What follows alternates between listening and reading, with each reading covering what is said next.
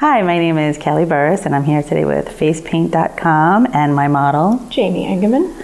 And today I've chosen to do a painting inspired by American Horror Story, with the spiders coming out of the eyes.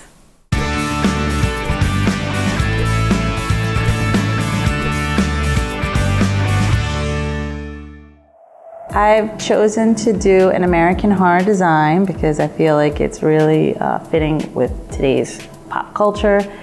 It's a hit series, and it's got that fun, creepy kind of illusion that I think a lot of people will enjoy.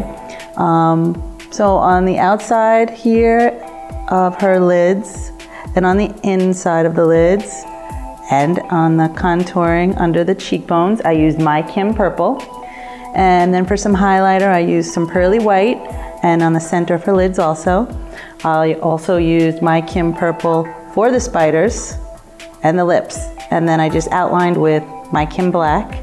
And then I used star blends to create the shadows, always coming from where the spider's legs actually hit the surface, and then back under its body, straight out from there. And I did that with a dry brush. And I hope you enjoyed.